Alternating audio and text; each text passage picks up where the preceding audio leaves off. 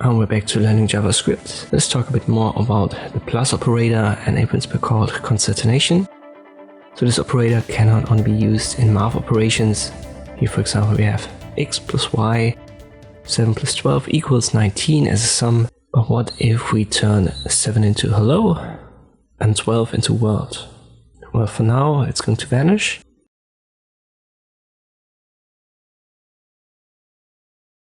Because we've given an input of number, but we don't have a number, so we need our quotation marks here. Now we have a string.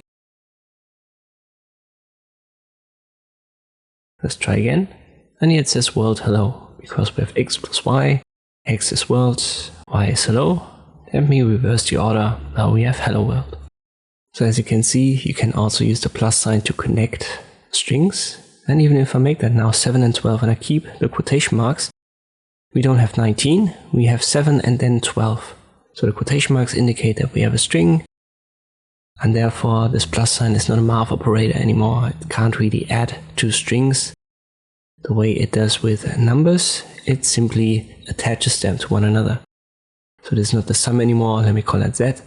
And if I give this a white space, it becomes even more obvious what's happening here. So we have 7 white space, which is Y, and then 12, which is the X, and is stored in the variable Z. I hope this video was helpful. Thank you for watching, and I'll see you next time.